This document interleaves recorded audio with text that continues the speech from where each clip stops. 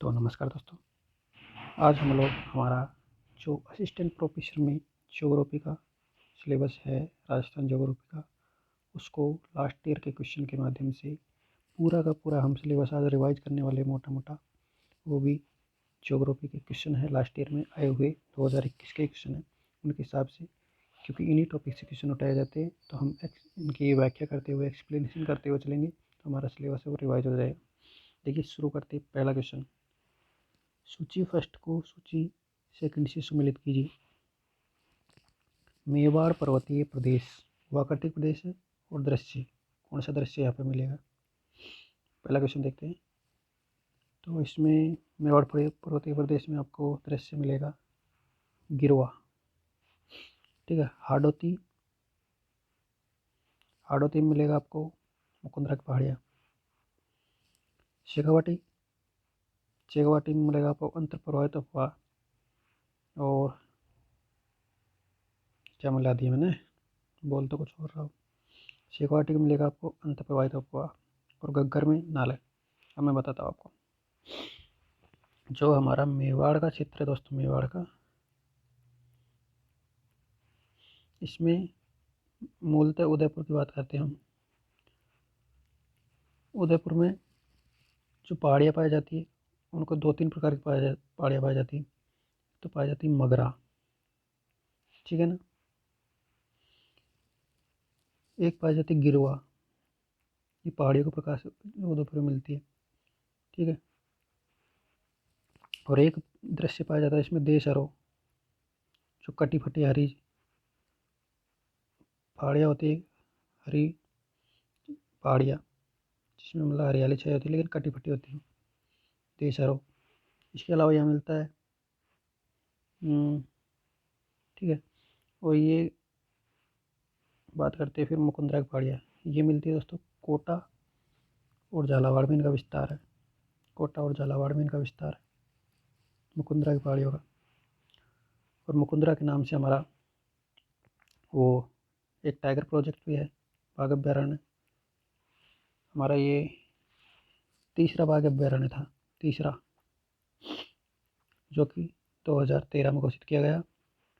2011 में मुकुंदरा हिल्स को राष्ट्रीय उद्यान का दर्जा दिया गया, राष्ट्रीय उद्यान, ठीक है। ये हो गया 2012 में बना, 2013 में टाइगर प्रोजेक्ट बन गया। नेक्स्ट बात करते हैं हम हाडोती का पठार। हाडोती का पठार है इसमें, ठीक है। इसकी तो ये हो गई शेखावाटी प्रदेश। शेखावाटी प्रदेश की बात करते हैं दोस्तों। शेखावाटी प्रदेश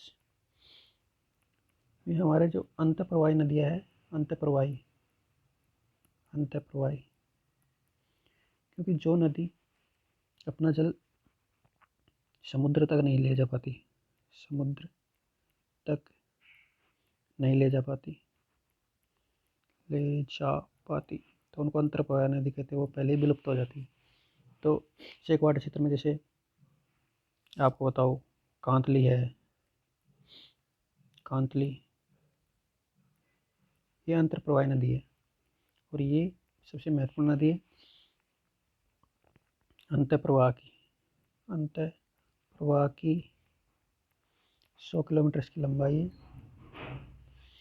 पूर्णतः क्वेश्चन बन सकता है, पूर्णतः राजस्थान में बहने वाली सबसे लंबी नदी है, सबसे लंबी, पूर्णतः की बात हो रही है, सबसे लंबी नदी।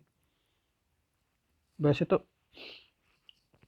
नदी घग्गर है, लेकिन वो अंतर्राष्ट्रीय सीमा पार करती है, वो पाकिस्तान में जाती है। ये हो गया। नेक्स्ट क्वेश्चन, नेक्स्ट देखते हैं हम इसमें कौन सा ऑप्शन रह गया। घग्गर, घग्गर की बात करते हैं। घग्गर दोस्तों, घग्गर नदी शिवालिक की पहाड़ियों से निकलती है, हिमाचल प्रदेश से, शिवालिक की पहाड़ियों से निकलती है हिमाचल प्रदेश से, ठीक है। हनुमानगढ़ में, हनुमानगढ़ में ये प्रवेश करती है और फिर ये गंगानगर होते हुए पाकिस्तान में चली जाती है। पाकिस्तान, जब वर्षा ज़्यादा हो जाती है, फोर्ट अब्बास तक पहुंच जाती है पाकिस्तान में, फोर्ट अब्बास तक, ठीक है ना। तो ये जो गंगानगर और हनुमानगढ़ में इसका प्रवाह क्षेत्र है उसको कहा जाता है नाली। नाली कहा जाता है इसके प्रवाह क्षेत्र को, अपवाह क्षेत्र को। और इसी के आधार पर यहाँ पर एक भेड़ मिलती है, उसकी भी नाली नस्ल की भेड़ है। नाली नस्ल यहाँ जो भेड़ पाई जाती है उसको नाली कहा जाता है, क्योंकि इसके पार्ट को यहाँ पर क्या कहा जाता है, नाली। तो जो घग्गर प्रदेश है, जिसमें मूलतः घग्गर प्रदेश गंगानगर हनुमानगढ़ आते हैं, घग्गर प्रदेश इसमें, ठीक है, इसको नाली बोलते हैं इसको। और यह नाली किस्म की भेड़ मिलती, भेड़ की किस्म है, ठीक है। इसके अलावा इसको योध्य प्रदेश भी कहा जाता है, योध्य प्रदेश। तो ये हमारा इसका पूरा पोस्टमार्टम कर चुके हम। इस तरह हमारा रिवाइज हो जाएगा। नेक्स्ट क्वेश्चन की तरफ आगे बढ़ते हैं। निम्नलिखित में से कौन सा एक सम्मिलित नहीं है? नदी और उद्गम स्थल। साबी नदी, शिवर की पहाड़ियाँ, कांतली, खंडेला की पहाड़ियाँ, बाणगंगा, खमनौर की पहाड़ियाँ, सोम, पिछामेड़ की पहाड़ी। ये कौन सी नदी वो सम्मिलित नहीं है? साबी बिल्कुल सही, शिवर की पहाड़ियाँ जयपुर से निकलती है, जयपुर। और ये जयपुर, उसके बाद में अलवर, अलवर होते हुए हरियाणा चली जाती है, ठीक है। अंतर्राज्यीय नदी है, हरियाणा जाती है, मैदानों की तरफ चली जाती है। दूसरी है कांतली। कांतली में बता चुका हूँ, खंडेला की पहाड़ियाँ सिक्कर से निकलती है, सिक्कर से, और सिक्कर झुंझुनू में बहती है, सिक्कर से फिर झुंझुनू। अंत प्रवाह की सबसे बड़ी नदी राजस्थान की, अंत प्रवाह की सबसे बड़ी नदी, ठीक है ना। तो और बात कर लेते हैं इसके बारे में, क्योंकि कांतली, कांतली इसके बारे में हम देख चुके हैं। राजस्थान की सबसे लंबी नदी है अंत प्रवाह की दृष्टि से, 100 किलोमीटर इसकी लंबाई है। अंत प्रवाह की दृष्टि से पूर्णतः राजस्थान में बहने वाली सबसे लंबी नदी, सबसे लंबी नदी खंडेला की पहाड़ियों से सिक्कर से निकलती है। इसके अलावा झुंझुनू के दो भागों में विभाजित करती है। झुंझुनू को दो भागों में विभाजित करती है, विभाजित करती है, ठीक है। इसके अलावा इसके अपवाह क्षेत्र को, अपवाह को तोरावाटी प्रदेश कहा जाता है। तोरावाटी क्योंकि तब वो राजपूतों का राज था, तोरावाटी प्रदेश। इसके अपवाह क्षेत्र को तोरावाटी प्रदेश, ठीक है। इसके किनारे महत्वपूर्ण क्वेश्चन है, सभ्यताएं कौन कौन सी मिलती? एक सभ्यता मिलती गणेश्वर, बहुत ही महत्वपूर्ण सभ्यता है। और दूसरी मिलती है, ये तो है सिक्कर में, दूसरी मिलती है सुनारी, जो कहाँ है, झुंझुनू में। ये दो सभ्यता इस नदी के किनारे मिलती है, झुंझुनू, झुंझुनू, झुंझुनू, ठीक है। इसको बोलते ताम्रपाषाणकालीन सभ्यता है, ताम्रपाषाणकालीन सभ्यता, ताम्रपाषाणकालीन सभ्यताओं की जननी कहा जाता है इसको, ठीक है। और ये हमारी सुनारी हो गई। नेक्स्ट क्वेश्चन लेते हैं। साबी, साबी की बात कर चुके हम, जयपुर से शिवर की पहाड़ियों से निकलती है, जयपुर होती हुई अलवर और हरियाणा की तरफ चली जाती। नेक्स्ट है बाणगंगा, पहले कर लेते। चौथा है सोम नदी, ये निकलती है बिच्छामेड़ पहाड़ियों, उदयपुर से निकलती है सोम नदी। बिच्छामेड़ पहाड़ियाँ उदयपुर से निकलती है, यूडीपी शॉर्ट में। फिर ये उदयपुर, उदयपुर के बाद में डूंगरपुर में बहती हुई, डूंगरपुर में एक है नवा टापुरा गांव, नवा टापुरा गांव। एक मिनट इसको मैं समझाता हूँ। उदयपुर डूंगरपुर में बहती है। फिर डूंगरपुर के बाद क्या बोलते हैं, माही में मिल जाती है, माही में मिल जाती है। कैसे मिलती है उसको मैं समझाऊंगा आपको। मिल जाती है, ठीक है। ये हमारे, जैसे ये दक्षिणी राजस्थान का पार्ट है, इधर से एक नदी आती है, माही नदी, खांडो गांव से प्रवेश करती है राजस्थान में, खांडो गांव से। इधर एक मिनट, ये हमारा बांसवाड़ा का क्षेत्र है, ये मान लेते हैं डूंगरपुर का क्षेत्र, ये मान लेते हैं प्रतापगढ़ का क्षेत्र, ठीक है ना। ये उदयपुर का क्षेत्र है। यहाँ से तो आती है ये नदी,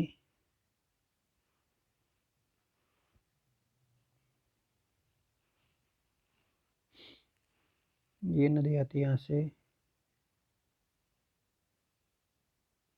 इधर बिच्छा मेड़ा की पहाड़ियों से निकल के, बिच्छा मेड़ा, इधर प्रतापगढ़ में यहाँ पर भंवर माता की पहाड़ियाँ, भंवर माता की पहाड़ियाँ, ठीक है। यहाँ से निकलती जाखम नदी, जाखम नदी। और यहाँ पर है एक गांव नवा टापुरा, नवा टापुरा, ये है डूंगरपुर में, यहाँ इनका संगम होता है, ठीक है। इसमें मिल जाती है माही में। यहाँ पर मंदिर है भगवान शिव का, बेणेश्वर धाम, ठीक है। ये सिस्टम इनका आदिवासियों का कुंभ कहलाता है, ये आदिवासियों का कुंभ। माघ पूर्णिमा को मेला बढ़ता है इनका, सबसे बड़ा इनका कुंभ कहलाता है, ठीक है। ये कर चुके हम, ये ठीक है। नेक्स्ट हमारे आती है बाणगंगा। बाणगंगा दोस्तों खमनोर की पहाड़ियों से निकलती है, बनास नदी, खमनोर की पहाड़ियों से बनास नदी निकलती है। बाणगंगा नदी बैराट की पहाड़ी, पहाड़ी जयपुर से निकलती है, ठीक है। इसके बाद भी ये कहाँ जाती है, जयपुर से होते हुए दौसा, दौसा से होते हुए भरतपुर, और अब तो ये भरतपुर में वर्तमान में यहाँ तक ही जा पाती है वर्तमान, पहले ये यमुना में जाके मिलती थी, ठीक है। पहले यमुना की सहायक थी, लेकिन अब आंतरिक प्रवाह की यहाँ पर वर्तमान में विलुप्त हो जाती है यहाँ पर, ठीक है। ये बाणगंगा नदी की कहानी है। इसको और भी नाम है इसके, जो नाम पूछ लिए जाते, उपनाम। इसको कहा जाता है अर्जुन की गंगा, कहा जाता है अर्जुन ने तीर से बनाया था इसको, एक तीर चला के अर्जुन की गंगा, ठीक है। इसका एक और उपनाम है ताला नदी, ताला नदी। इसका एक और उपनाम है रुंडित नदी। ये इनके उपनाम है, उपनाम पूछ लिए जाते हैं। नेक्स्ट क्वेश्चन करते हैं हम, ठीक है। ये हमने इसका पोस्टमार्टम बिल्कुल कर दिया पूरी तरह से। अगला क्वेश्चन, निम्नलिखित में से कौन सा एक सम्मिलित नहीं है। बंद वरेटा दोस्तों ये भरतपुर में बिल्कुल कुकुंद नदी पर बनाया गया बांध है, कुकुंद नदी पर, ठीक है। गलताजी बिल्कुल जयपुर में, ये रामानंदी संप्रदाय की मुख्य पीठ है राजस्थान में, रामानंदी संप्रदाय की मुख्य पीठ है यहाँ पर गलताजी में जयपुर में। तालाब शाही ये धौलपुर में है, बिल्कुल सत्य बात है। इसका निर्माण जहांगीर ने करवाया था अपने बेटे शाहजहाँ के लिए, जहांगीर द्वारा करवाया गया था। उस कारीगर का मुझे नाम याद नहीं आ रहा है, ठीक है। क्या नाम था वो बता दूंगा, अभी याद नहीं आ रहा मेरे को। और गडीसर ये असत्य, ये हमारा आंसर है। ये गडीसर है, ये दोस्तों जैसलमेर में है, जैसलमेर में, ठीक है। गडीसर की बात करते हैं। गडीसर, इसका निर्माण करवाया था राव जेसल के द्वारा। जेसल 1156 के लगभग करवाया गया था। ठीक है। इसका बाद में पुनर्निर्माण, क्योंकि पुनर्निर्माण करता है फिर उसके नाम से हो जाती है, वो नाम को पुनर्निर्माण करवाया 1367 के लगभग। देखिए ये याद करने की कोई जरूरत नहीं, पूछा जाता है। ये गढ़सी सिंह ने, गढ़सी सिंह ने इसका पुनर्निर्माण करवाया, इसलिए इसका नाम गडीसर पड़ा। गडीसर, ठीक है। ये जैसलमेर में है। नेक्स्ट क्वेश्चन करते हैं हम। ये हमारा इसका पोस्टमार्टम हो चुका है। हाँ, ये नाम मेरे को याद आ गया, साले खा। साले खा, इसकी सहायता से इसने करवाया था जहांगीर शाहजहाँ ने, जहांगीर ने शाहजहाँ के लिए करवाया था शाहजहाँ। ठीक है। नेक्स्ट क्वेश्चन करते हैं। पूरा रिवाइज करेंगे हम बिल्कुल इन क्वेश्चनों के साथ, क्योंकि क्वेश्चन है पूरे जो लास्ट ईयर के आए हुए वो पूरे क्वेश्चन इसमें, तो उन्हीं टॉपिक से क्वेश्चन उठाए जाते हैं, तो उसका हम पोस्टमार्टम करते हुए चलेंगे। नेक्स्ट, राजस्थान में निम्नलिखित में से कौन से जिले 50 सेमी संवर्षा रेखा के पश्चिम में अवस्थित है? इसके लिए हमको मैप का ज्ञान होना चाहिए। देखिए मैं यहाँ पे आपको बता देता हूँ और फिर आपको मैप की सहायता से मैं समझाऊंगा कैसे ये आंसर बन रहा है। तो इसमें 50 सेमी के पश्चिम में आएंगे चूरू और हनुमानगढ़, बी और सी। अब इसका सॉल्यूशन करते हैं। हम राजस्थान का नक्शा बनाते हैं सबसे पहले। राजस्थान का नक्शा मोटा मोटा देखना, ऐसा ही नक्शा बनेगा भाई।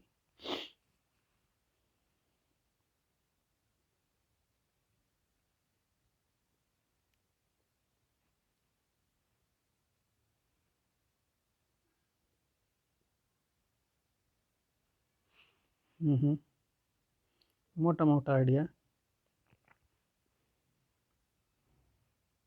ठीक है, मोटा मोटा ऐसे बनता है। तो हमारे यहाँ से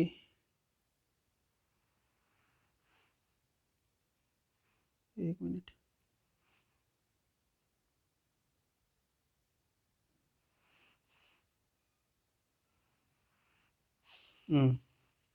ये है अरावली। क्या ये अरावली?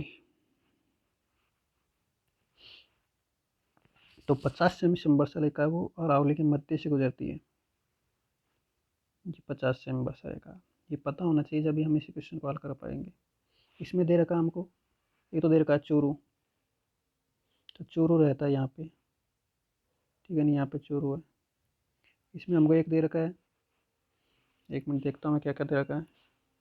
चूरू, दौसा, चूरू, हनुमानगढ़ और भीलवाड़ा। हाँ बिल्कुल। अब देखते हैं दौसा, तो दौसा, ये दौसा यहाँ पर है, ये दौसा है। एक हनुमानगढ़ दिया है, हनुमानगढ़ यहाँ है, हनुमानगढ़। इसके लिए ये मैपिंग होना बहुत ज़रूरी है।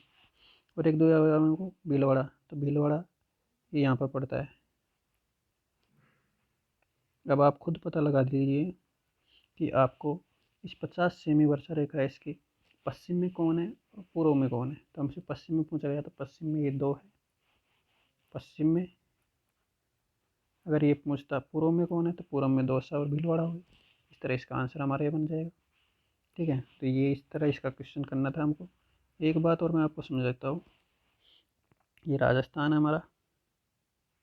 एक मिनट, तो सही क्यों नहीं बनना भाई, राजस्थान का नक्शा है ये।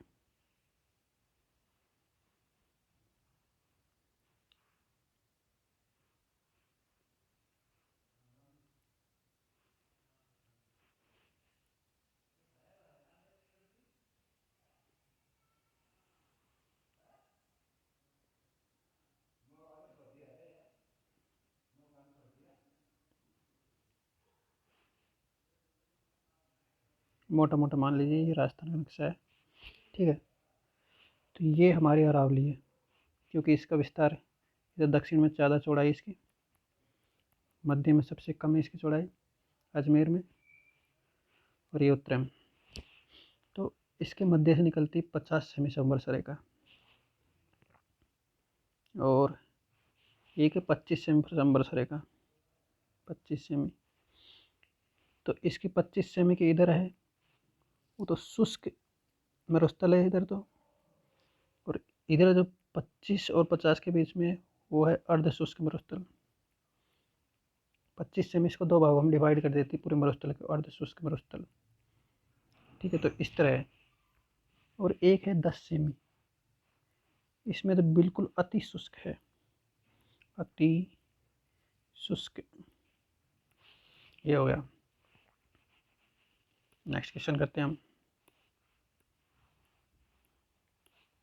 निम्नलिखित में से कौन सा सुमेलित नहीं है?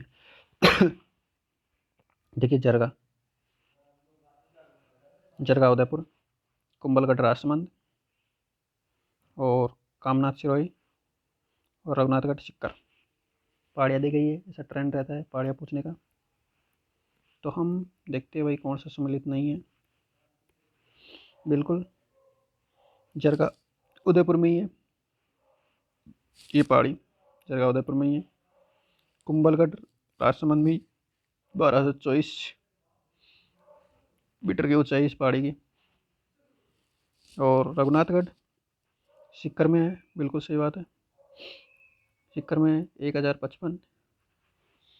उत्तरी अरावली की सबसे ऊंची चोटी है, उत्तरी अरावली की हाईएस्ट चोटी, हाईएस्ट चोटी है रघुनाथगढ़।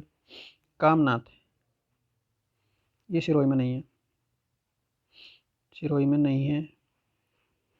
इस नाम से एक पहाड़ी है, इस नाम से, अरे यार, हाँ, इसके नाम से एक पहाड़ी है कमलनाथ, लेकिन ये उदयपुर में है।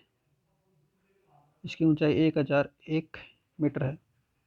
जरगा 1400 और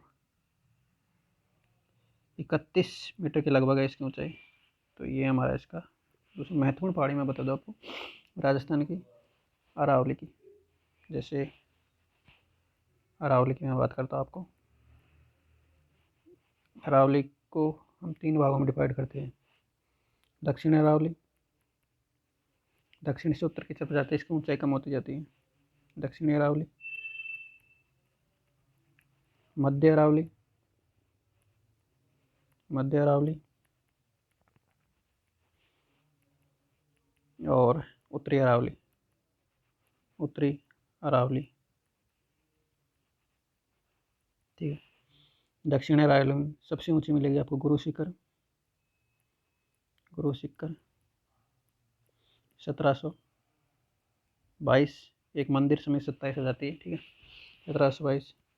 इसके बाद में शेर 1597।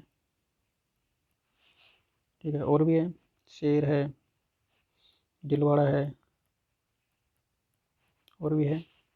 मध्य अरावली में महत्वपूर्ण है एक टोडगढ़ है, टोडगढ़, इसको गोरम जी भी कहा जाता है। ये सबसे ऊंची है, 933 है लगभग। ठीक है, इसके अलावा और भी है यहाँ पर, ये सबसे हाईएस्ट है इसकी। और उत्तरी अरावली की बात करते हैं, रघुनाथगढ़, ये सर्वाधिक ऊंची है, रघुनाथगढ़। ठीक है, ऐसे तो हर्ष पर्वत है, ठीक है, खंडेला की पहाड़ियाँ है, बहुत सारी हैं, लेकिन ये महत्वपूर्ण है। 1055 हाईएस्ट है ये।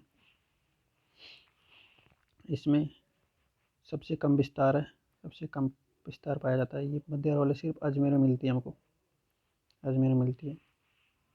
नेक्स्ट क्वेश्चन करते हैं हम। ठीक है, ये हमने कर लिया,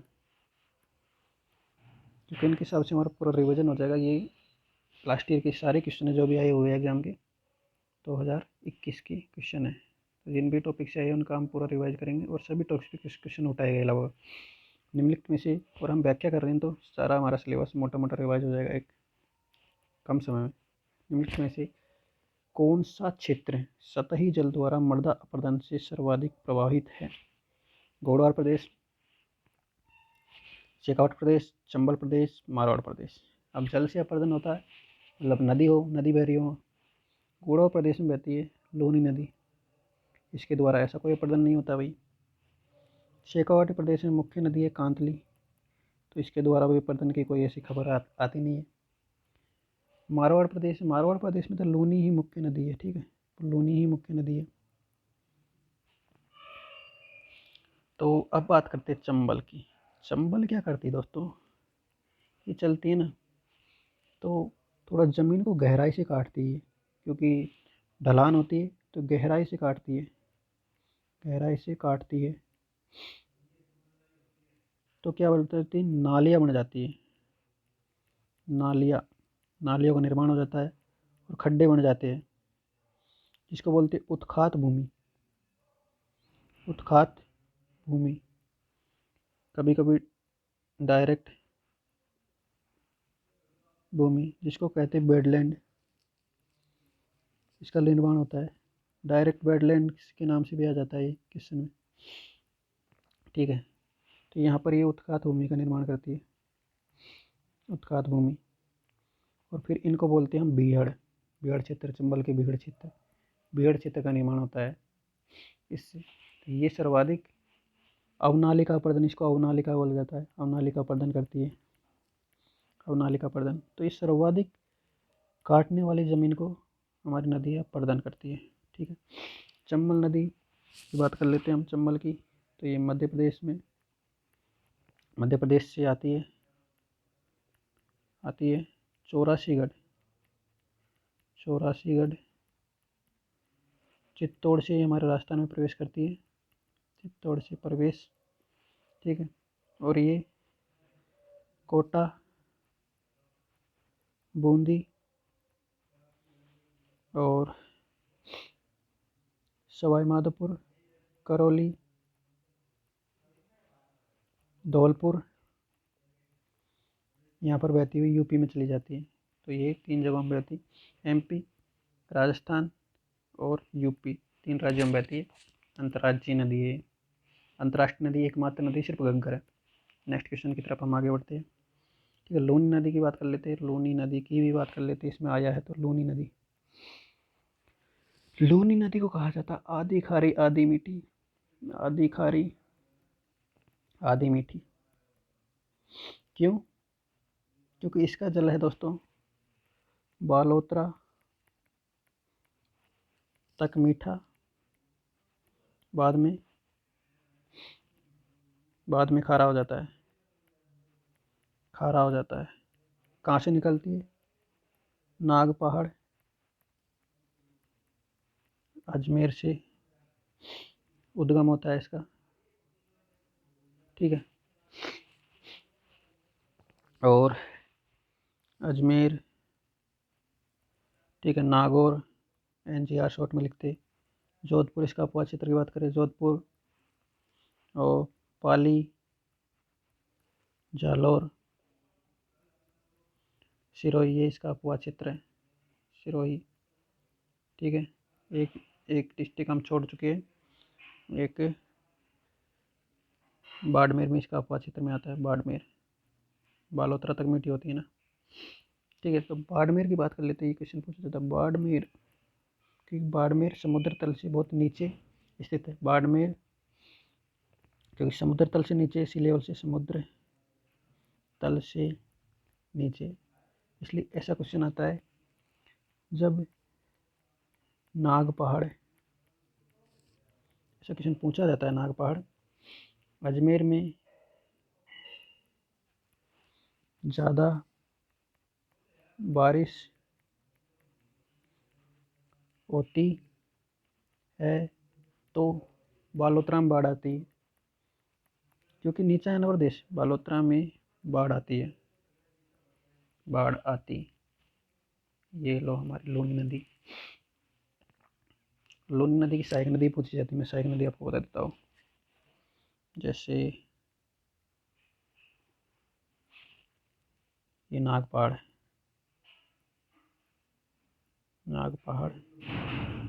अजमेर। वैसे ही जब निकलती है तो दो नदियों सागरमती और सरस्वती से होती है, लेकिन हमारे यही महत्वपूर्ण है, वो नहीं पूछा जाएगा। एकमात्र नदी जो अरावली पर्वत से नहीं निकलती है वो है जोजड़ी नदी।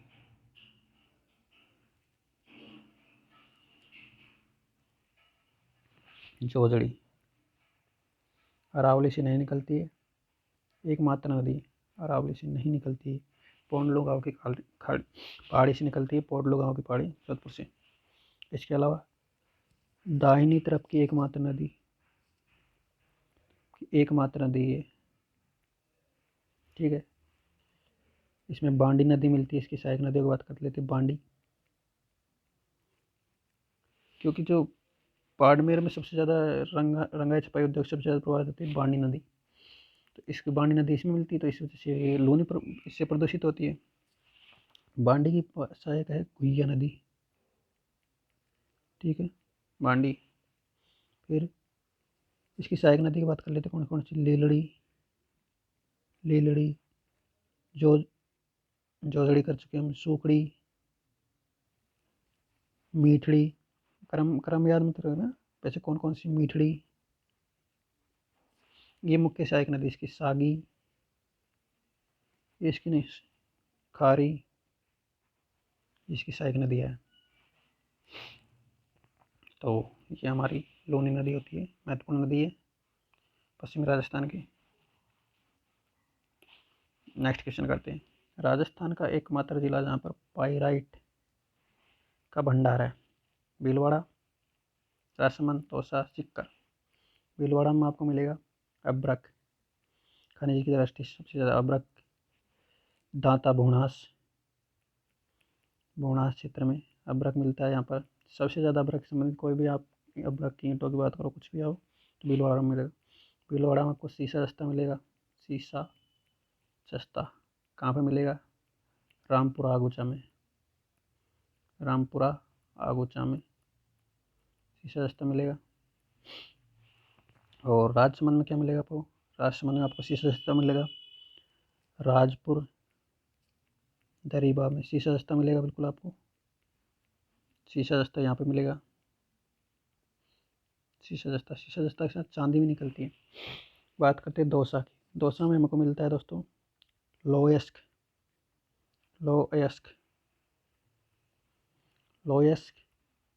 दौसा में नीमला रायसीला। इसके अलावा लोयस्क की बात करें तो सबसे ज़्यादा मिलता है जयपुर में सबसे ज़्यादा लोयस्क मिलता है हमको। जयपुर में मिलता है, क्या नाम है, मोरीजा बानोला में सर्वाधिक खान है। मोरीजा बानोला सबसे बड़ी खान है इसी से वो लोयस्क की। अब बात करें सलादीपुर, सीकर में मिलता है पाइराइट। अब इसकी हम व्याख्या कर लेते हैं। पाइराइट ये मिलता है हमको सलादीपुर सीकर में। सलादीपुरा सीकर में देख लेते हैं इसका उपयोग क्या है। इसका गंधक का अम्ल बनाने में इसका उपयोग किया जाता है। गंधक का अम्ल बनाने में इसका उपयोग किया जाता है, ठीक है। नेक्स्ट, उर्वरक उद्योग में इसका काम होता है। और उर्वरक उद्योग में उपयोग ये है। तीसरा, इसको सफ़ेद सोना कहा जाता है, क्योंकि ये सफ़ेद नहीं, सफ़ेद सोना तो कपास होता है।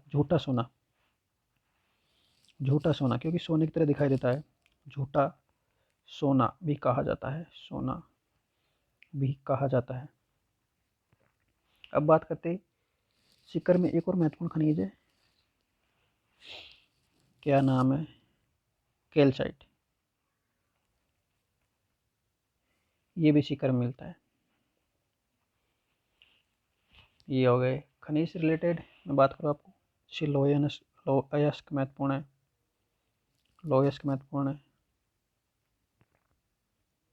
ये मिलता हमको जयपुर में मोरीजा बानोला, ठीक है। एक खान मोरीजा बानोला में, दूसरी डाबला सिंगाना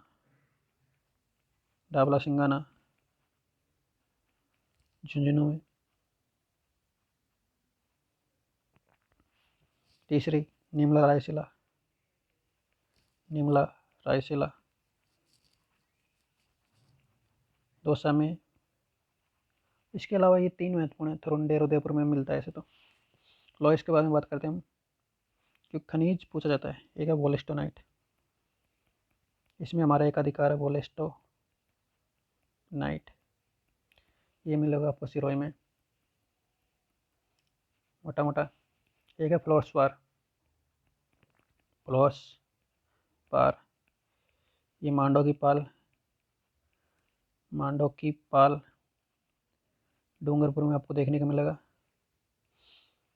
सोना राजस्थान में सिर्फ आपको बांसवाड़ा में देखने को मिलेगा, बांसवाड़ा।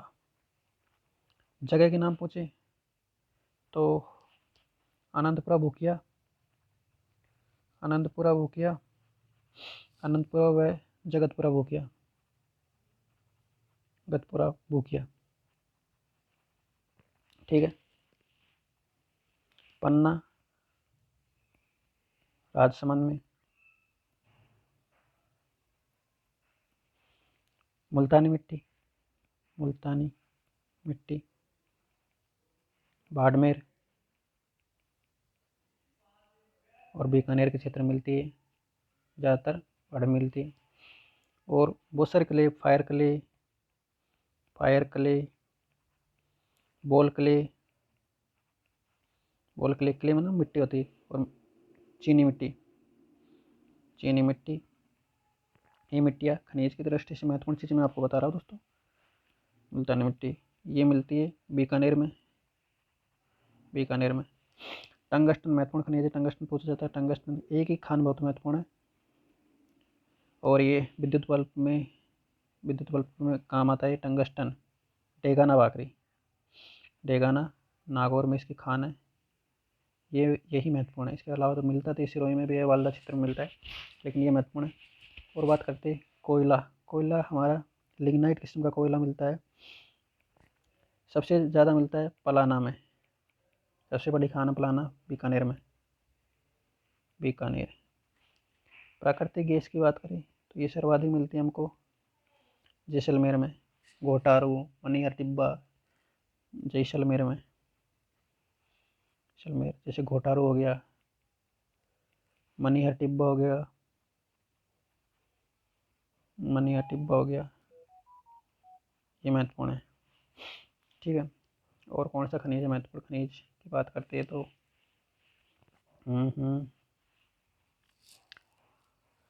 और कौन सा है, और कोई याद नहीं आ रहा, और क्वेश्चन आएगा तो हम देख लेंगे। ये हो चुका हमारा भिलवाड़ा, अब्रक, राजसमंद। ठीक है, नेक्स्ट क्वेश्चन की तरफ आगे बढ़ते हैं। राजस्थान में जेट्रोफा आधारित बायोडीजल प्लांट कहाँ है? जेट्रोफा, इसको हिंदी में रत्न जोत भी कहा जाता है, रत्न जोत भी कहा जाता है, कहा जाता है। ठीक है। बायोडीजल में इसका उपयोग होता है, बायोडीजल में इसका उपयोग होता है। इसका प्लांट जामर कोटड़ा उदयपुर में लगाया गया है, जामर कोटड़ा उदयपुर में लगाया गया है। ठीक है। ये जामर कोटड़ा महत्वपूर्ण है, हम इसकी व्याख्या करते हैं। जामर कोटड़ा, जामर कोटड़ा क्या महत्वपूर्ण है? एक तो रतन जोत का प्लांट लगा दिया, इसके अलावा यहाँ पर मिलता है रॉक फास्फेट, रॉक फास्फेट मिलता है जामर कोटड़ा में, उदयपुर में रॉक फास्फेट मिलता है। यहाँ पर रॉक फास्फेट ही महत्वपूर्ण है यहाँ पर जामर कोटड़ा उदयपुर में। और ये तो खनिज संबंधित कथन नहीं है, यही था खनिज संबंधित, जो कि बायोडीजल में इसका उपयोग होता है ना, बायोडीजल में इसका उपयोग होता है। बायोडीजल प्लांट लग चुका है यहाँ पर। नेक्स्ट क्वेश्चन करते हैं हम। निम्नलिखित समूहों में से सालर या साल बोस वालिया सिराता के वन पाए जाते हैं। सुबह मत बूंदी धौलपुर, बिल्कुल। दौसा टोंक जयपुर, सिक्कर कोटा बूंदी झालावाड़, ये हाड़ौती क्षेत्र है। अलवर चित्तौड़गढ़ और सिरोही, इसमें हमारा आंसर बनेगा ये। अब हम बात कर लेते हैं, जो क्वेश्चन पूछा गया है सालार या साल के वन, इनकी बात कर लेते हैं।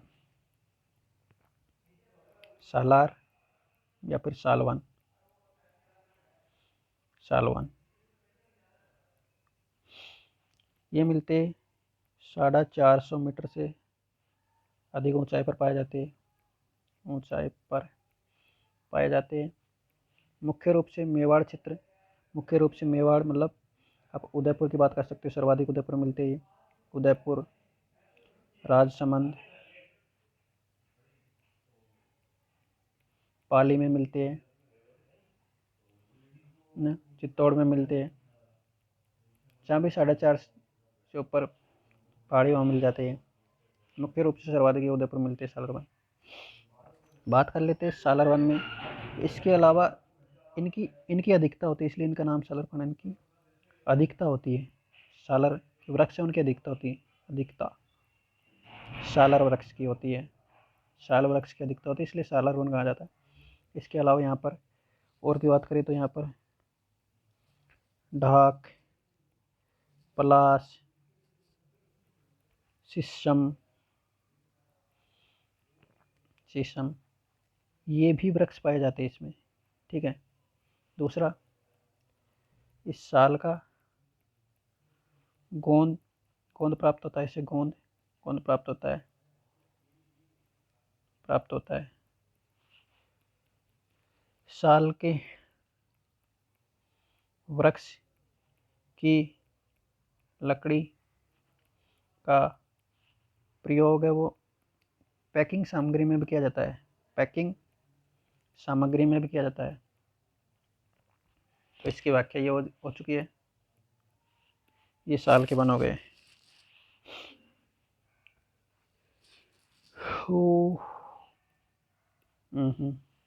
सबसे ज़्यादा राजस्थान की बात करें तो राजस्थान में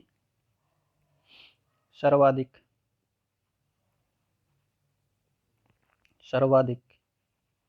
धोकड़ा वन पाए जाते हैं। धोक वन पाए जाते हैं या धोकड़ा बोलते हैं इसको। ये हो गया हमारा क्वेश्चन। नेक्स्ट क्वेश्चन, 2011 की जनगणना के अनुसार राजस्थान का ग्रामीण लिंगानुपात कितना है? ये बात करते हैं। 1000 से अधिक ग्रामीण लिंगानुपात है, 1000 से अधिक है, तो इसका हमारा ऑप्शन होएगा पाली, क्योंकि पाली का ग्रामीण लिंगानुपात है 1003। लिंगानुपात से संबंधित बातें वो मैं बता देता हूँ आपको। ये पूछा जाता है कि मैक्सिमम ग्रामीण लिंगानुपात कहाँ है, मिनिमम ग्रामीण लिंगानुपात कहाँ है, और मैक्सिमम शहरी लिंगानुपात कहाँ है, और मिनिमम शहरी लिंगानुपात कहाँ है। ऐसे क्वेश्चन पूछे जाते हैं शहरी।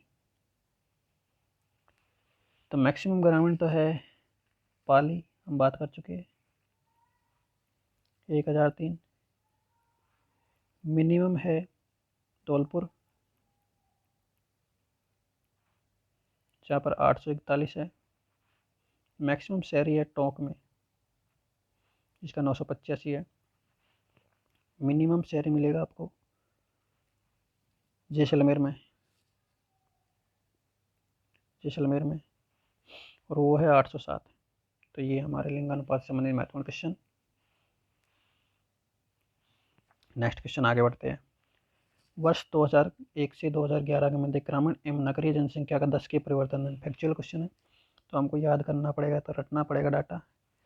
जो नगरीय जनसंख्या थी उसमें परिवर्तन पिछले के मुकाबले 2001 के मुकाबले परिवर्तन 19% का रहा, और जो ग्रामीण में, ये पहले ग्रामीण का है, और नगरीय में इसका प्रतिशत परिवर्तन रहा। प्रतिशत परिवर्तन जबकि कुल परिवर्तन की बात करें, कुल परिवर्तन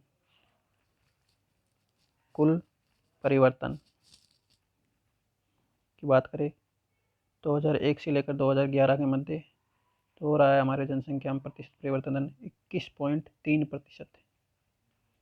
ये क्वेश्चन पूछा गया था पहले। नेक्स्ट क्वेश्चन की बात करते हैं, फैक्चुअल क्वेश्चन है। निम्नलिखित में से किस जिले में रोटू संरक्षित क्षेत्र है? ये नागौर में है, ठीक है, नागौर में। झुंझुनू में मनसा माता है, ठीक है। बीड़ है, बीकानेर में कौन सा है? बीकानेर का मुझे याद नहीं आ रहा। जोधपुर में फलोदी है, खिंचन।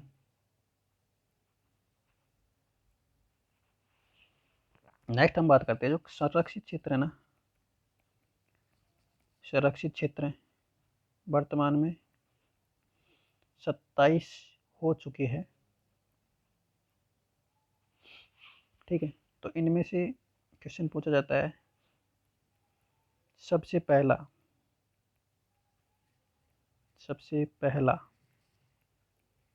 बीसलपुर,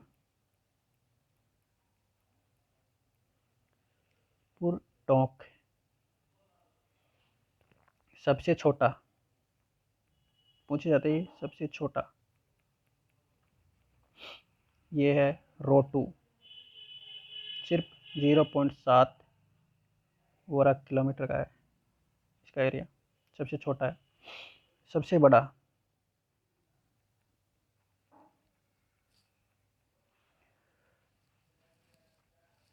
शाहबाद 12, रोट बना नागौर में, शाहबाद 12 में। इसका क्षेत्रफल लगभग 189 के लगभग है इसका वर्ग की में। और सबसे नवीनतम या 27वां कह सकता है, सबसे नवीनतम ऑप्शन में 27वां बाज आमरी बूंदी। बाज आमरी, थोड़ा मैं कन्फ्यूजन में हूँ, आप देखना इसको कहाँ पर है। मुझे ये 12 लग रहा है, ठीक है, ये 12 लग रहा है। इसका क्रॉस चेक करना आप। तो 26वां महत्वपूर्ण हो जाता है, ये खींचन में है, जो कि कुर्जा पक्षी के लिए प्रसिद्ध है। खींचन में 26वां जोधपुर में, ठीक है, ये सही है अपना, ये हम कर चुके हैं। नेक्स्ट क्वेश्चन की तरफ आगे बढ़ते हैं। निम्नलिखित में से सुमेलित नहीं है, देखिए, ऊँट, नाचना, भेड़, खेरी, भैंस, मैसाना, बकरी, नाली। नस्ल है ये, पशुपालन में ये पूछा जाता है कौन सी किसकी नस्ल है। तो ऊँट की बिल्कुल नाचना नस्ल है। नाचना किस्म के ऊँट हमारे यहाँ पाए जाते हैं, ठीक है, नाचना ऊँट। इसके अलावा ऊँट जैसलमेरी भी मिलते हैं, जैसलमेरी भी मिलते हैं, बीकानेरी भी मिलते हैं ऊँट। और भेड़ की नस्लों की बात करें तो खेरी है, और सोनाड़ी है, नाली है, चोकला है, ये महत्वपूर्ण नस्लें। भैंस की बात करें तो मैसाना है, भदावरी है, और जाफराबादी है, ये भैंसों की नस्ल है। नाली ये भेड़ की नस्ल है, भेड़ की नस्ल। बकरी की नस्ल की बात करें, बकरी की जमुनापरी है, अलवरी है, मालवी है, शेखावाटी है, बारबरी है, सबसे सुंदर नस्ल बारबरी है। तो ये बकरी की नस्ल महत्वपूर्ण नस्ल के हिसाब से क्वेश्चन पूछे जाते हैं, तो ये याद कर लीजिएगा आप। तो सब पशुधन की बात करते हैं। पशुधन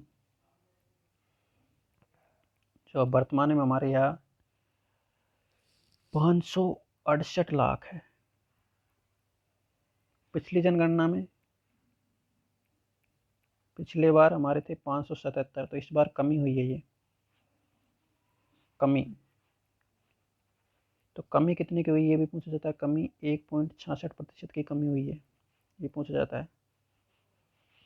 सर्वाधिक पशु की बात कर लेते हैं। अब आपको इतना ही बता दिया। तो सर्वाधिक पशु मिलते हैं दोस्तों, सर्वाधिक पशु वो बाड़मेर में मिलते हैं, और न्यूनतम पशु वो धौलपुर में मिलते हैं। दूसरा बात करते हैं सर्वाधिक पशु कौन सा मिलता है। सर्वाधिक पशु की बात करें तो वो बकरी मिलती है राजस्थान में, बकरी। ये हमारा पशुधन से संबंधित महत्वपूर्ण फैक्ट।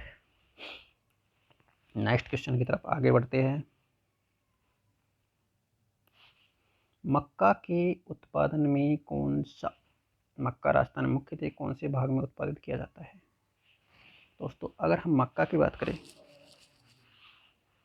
वैसे इसका आंसर होने वाला ये बनेगा, अब मैं समझाता हूँ आपको इसको। मक्का मूलतः होता है लाल मिट्टी में, लाल मिट्टी में ये पाया जाता है। लाल मिट्टी पहाड़ी क्षेत्र अरावली में पाई जाती है, दक्षिणी अरावली में पाई जाती है, इसलिए दक्षिणी अरावली में सबसे ज़्यादा उत्पन्न दक्षिणी अरावली में। ठीक है, लाल मिट्टी में होता है। लाल मिट्टी को जो वैज्ञानिक वर्गीकरण है उसके हिसाब से इनसेप्टी सोल कहा जाता है, जो पर्वतीय मृदा होती है, इनसेप्टी सोइल। तो अगर इस हिसाब से बात करें तो इस मृदा में मिलेगी। हिंदी की बात करें तो लाल, कभी कभी इसके साथ लाल पीली भी जोड़ दिया जाता है, लेकिन लाल मृदा मुख्य इसका नाम है, लाल मृदा मिलती है। दूसरा, मक्का की किस्में, किस्म बहुत बार पूछी जाती है, किस्म कौन सी है। किस्म, दो किस्म बहुत ही महत्वपूर्ण है, माही कंचन और माही धवल। वैसे तो और भी है, सविता है, नवजोत है, ठीक है, और भी है, लेकिन ये दो बहुत ही महत्वपूर्ण, वेरी वेरी इंपॉर्टेंट किस्में, इनमें से अनेकों बार क्वेश्चन पूछा गया। दूसरा, एक और आपको ऑप्शन में मिलेगा, माही सुगंधा, ये भी आपको ऑप्शन में मिलेगा, क्योंकि ऐसा कैसा है ना सेम, ये ऑप्शन में मिलेगा, तो इसको आप याद कर लीजिएगा। ये चावल की किस्म है, चावल की किस्म है ये। ठीक है, नेक्स्ट हम आगे बढ़ते हैं। उत्तरी क्षेत्र की बात करते हैं। उत्तरी क्षेत्र में हमारा आता है घग्गर। तो यहाँ पर हमको कपास, गेहूँ, चावल ये उत्पादित होता है घग्गर प्रदेश में। उत्तरी पश्चिम क्षेत्र में आपको शुष्क फसलें मिलेगी, बाजरा, ज्वार, रेगिस्तानी क्षेत्र है ना, गुआर, ये फसलें मिलेगी। दक्षिणी पश्चिम क्षेत्र, तो दक्षिणी पश्चिम क्षेत्र में क्या मिलेगा आपको, इसमें आता है, इसमें यही यही फसलें मिलेगी ज़्यादातर आपको दक्षिणी पश्चिम क्षेत्र में भी। ठीक है, नेक्स्ट हम आगे बढ़ते हैं। भीखाबाई सागवाड़ नहर राजस्थान में किस नदी पर बनाई गई है। यमुना नदी पर, बनास नदी पर, घग्गर नदी पर, माही नदी पर। इसका आंसर होगा माही नदी पर। भीखाबाई सागवाड़ नहर है ये माही नदी पर, बांसवाड़ा में बनाई गई है, बांसवाड़ा में, बांसवाड़ा में। घग्गर नदी गंगानगर हनुमानगढ़ में बहती है, हमारे गंगानगर हनुमानगढ़, इसका पार्ट है वो नाली कहलाता है, हनुमानगढ़ में बहती है ये। बनास नदी राजस्थान की सबसे लंबी नदी है, पूर्णतः राजस्थान में बहने वाली, या कहीं कहीं 480 मिलती है इसकी। ठीक है, ये 6 जिलों में बहती है, 3 संगम बनाती है।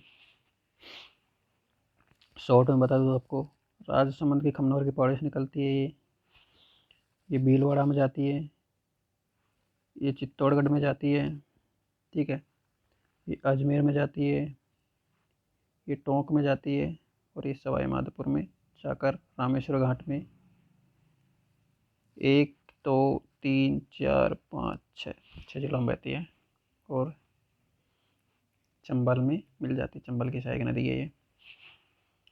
यमुना नदी ये गंगा की सहायक है, लेकिन इससे महत्वपूर्ण बात हो जाती है गंगा की सहायक है। इससे एक नहर निकल गई, गुड़गांव नहर। गुड़गांव नहर जो कि भरतपुर में सिंचाई सुविधा उपलब्ध कराती है। भरतपुर में सिंचाई सुविधा के लिए ये नहर निकाली गई है। तो ये हो गई हमारी इसका व्याख्या। नेक्स्ट क्वेश्चन, निम्नलिखित में से कौन सा सम्मिलित नहीं है? उद्योग और अवस्थिति।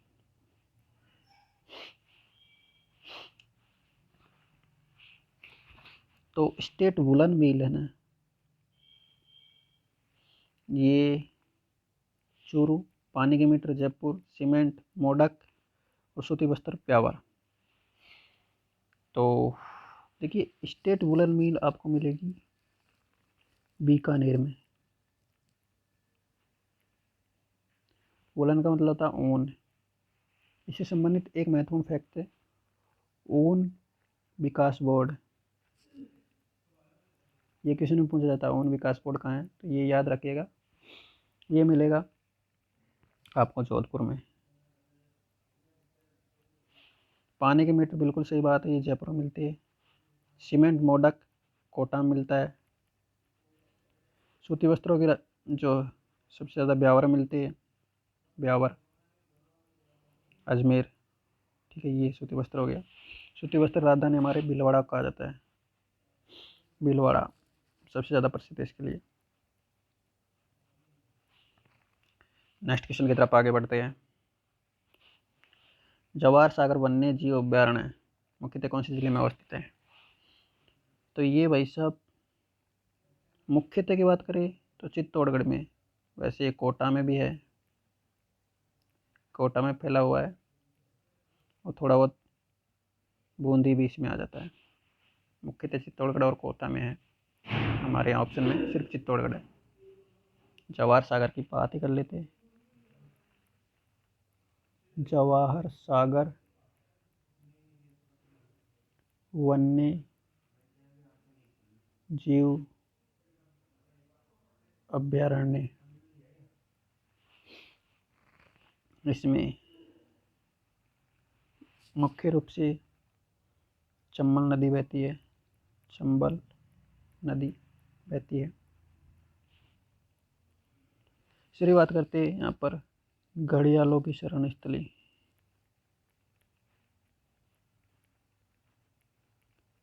शरण स्थली इसी के अंतर्गत आते उत्तरी भारत का सरप उद्यान है। प्रथम उत्तरी भारत का प्रथम सर्प उद्यान है ये। ठीक है, इसमें कोटा बैराज और जवाहर सागर बांध इसमें पाए जाते हैं। कोटा बैराज इसी के अंतर्गत आते हैं, और जवाहर सागर वन्य जीव अभ्यारण्य। एक महत्वपूर्ण फैक्ट, कौन सा है वो याद नहीं आ रहा, अभी दिमाग से स्लिप हो गया। तो ये महत्वपूर्ण बात हो गई इसकी, जवाहर सागर की। बारह में देखो शहरी जनजाति बारह में पाई जाती है। सबसे ज़्यादा शहरी जनजाति बारह में शाहबाद और किशनगंज क्षेत्र में पाई जाती है। शाहबाद और किशनगंज क्षेत्र में पाई जाती है शहरी जनजाति। किशनगंज, सवाई माधोपुर, रणथंभौर दुर्ग है महत्वपूर्ण यहाँ पर, रणथंभौर फोर्ट, और झालावाड़ में मुकुंदरा हिल्स। मुकुंदरा हिल्स है राष्ट्रीय उद्यान। 2012 में घोषित किया गया। 2013 में इसको टाइगर प्रोजेक्ट भी घोषित कर दिया गया। यहाँ पर सवाई माधोपुर में बात करते हैं हम, गणेश मंदिर है रणथंभौर फोर्ट में, प्रसिद्ध गणेश मंदिर है। ठीक है, सबसे प्रथम बाघ परियोजना सवाई माधोपुर में प्रथम बाघ परियोजना राजस्थान की परियोजना 1974 में शुरू की गई। ठीक है, एक महत्वपूर्ण ये क्वेश्चन आएगा कि सवाई मानसिंह वन्य जीव अभ्यारण्य कहाँ है। सवाई मानसिंह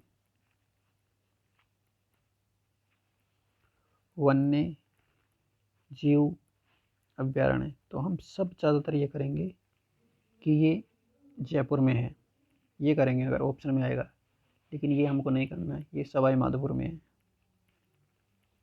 सवाई माधोपुर। और एक और फैक्ट है माधोपुर से संबंधित, वो मैं बता देता हूँ आपको कि बरवाड़ा की पहाड़ी कहाँ है। अगर ये आ गया तो इसमें भी हम ज़्यादातर सवाई माधोपुर, इसमें सवाई माधोपुर करने की सोचेंगे हम।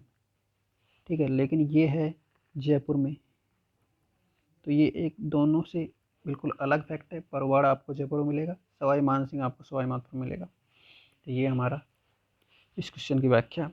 नेक्स्ट हम आगे बढ़ते हैं 49।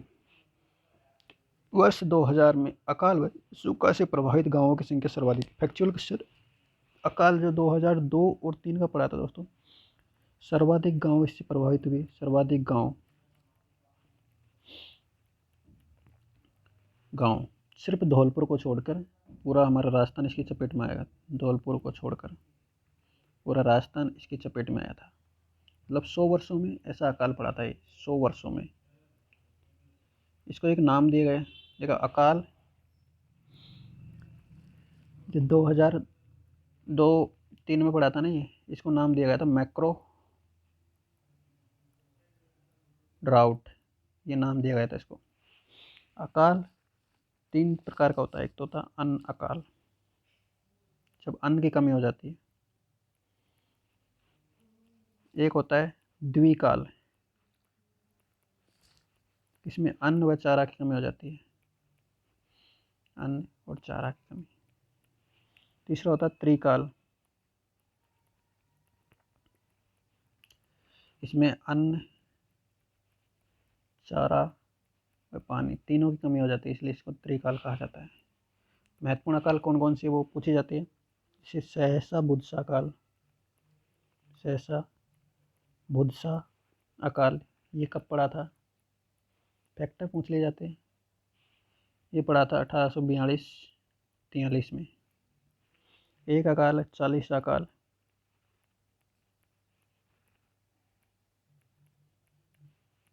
अकाला हो गया है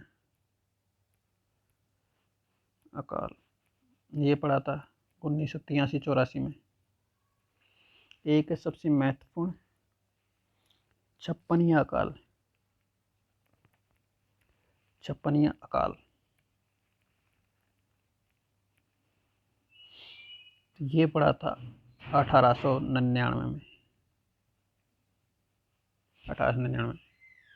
लेकिन इसको 56 क्यों कहा जाता है, क्योंकि विक्रम संवत था, विक्रम संवत था उस टाइम, क्योंकि विक्रम संवत हमें 57 वर्ष आगे रहता है, तो वो था 1956। ठीक है, 57 वर्ष आगे रहता है, इसलिए इसको 56वें अकाल कहते हैं। दूसरा 56 से संबंधित एक और महत्वपूर्ण फैक्ट है, 56 से संबंधित है, 56 से संबंधित है। 56 के महत्वपूर्ण तथ्य। पहला तो हो गया 56 अकाल, 56 अकाल 1899 का। दूसरा हो गया 56 की पहाड़ियाँ, 56 की पहाड़ियाँ ये मिलती है बाड़मेर में। ठीक है, एक हो गया महत्वपूर्ण 56 का मैदान, मैदान ये जो प्रतापगढ़ है वह बांसवाड़ा में,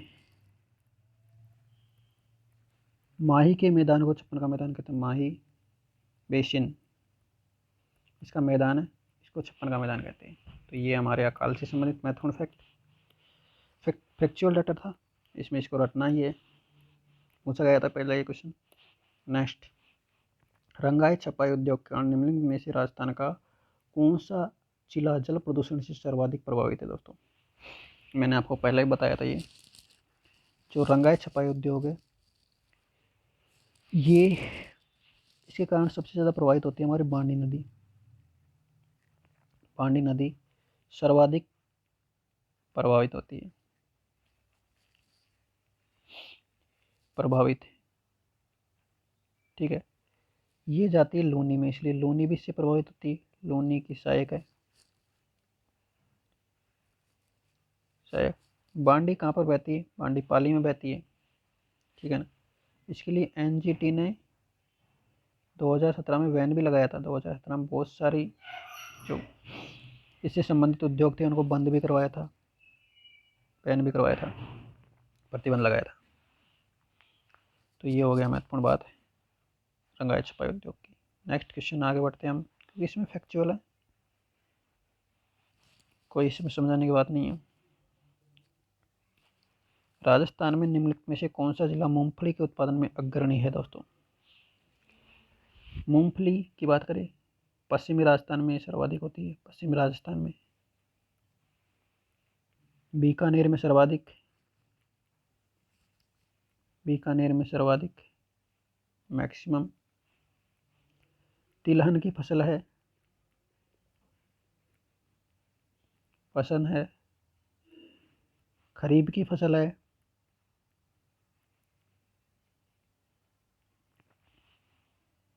हम इसको बोल सकते हैं गरीब की बादाम भी बोल सकते हैं हम, गरीब की बादाम। गरीब तो इसको ही बादाम मान के खाएगा, गरीब की बादाम बोल सकते हैं। दूसरा बात करते हैं, राजस्थान में सर्वाधिक उत्पादन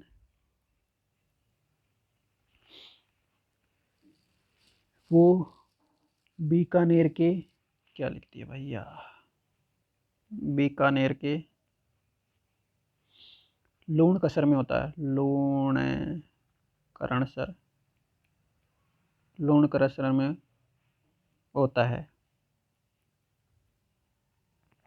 इसलिए इसको कहा जाता है राजस्थान का राजकोट, कहा जाता है इसको। क्यों? क्योंकि राजकोट पड़ता है गुजरात में, तो भारत में सबसे ज़्यादा यहाँ पर उत्पादन होता है राजकोट में। भारत में सर्वाधिक उत्पादन। ठीक है, नेक्स्ट क्वेश्चन की तरफ आगे बढ़ते हैं हम। 2011 की पशु जनगणना के अनुसार भारत एवं राजस्थान में कुल सीमांत श्रमिकों का वो है प्रतिशत क्रम से क्या था? फैक्चुअल डाटा इसमें सिर्फ याद करना हमको, इसमें कुछ ऐसा है नहीं। तो वो हमारा प्रतिशत परिवर्तन है 24.8 और 29.5, यही हमारा फैक्चुअल डाटा है। इसमें कोई ऐसे याद करने की चीज़ नहीं है। हमारी 2011 की ही जनगणना हुई है, उसके बाद में कोई जनगणना नहीं हुई है। उसमें 6.86 हमारी जनसंख्या थी टोटल। ठीक है, इससे महत्वपूर्ण डाटा पूछे जाते हैं। घनत्व पूछा जाता है जनसंख्या का, ग्रामीण और शहरी, ग्रामीण शहरी। साक्षरता पूछी जाती है, सर्वाधिक कहाँ पर है, घनत्व, साक्षरता, टोटल जनसंख्या। तो ये हमारे टोटल क्वेश्चन होते हैं 2021 के ज्योग्राफी के जितने भी क्वेश्चन थे, उसके हिसाब से पूरी कोशिश की है हमने कि हमारा पूरे टॉपिक रिवाइज हो, और लगभग सभी टॉपिक को क्वेश्चन इसमें आए हैं। तो आई होप आपको ये वीडियो पसंद आया होगा। वीडियो पसंद आया आपको तो आप हमारे चैनल को लाइक सब्सक्राइब कर सकते हो। धन्यवाद। जय हिंद।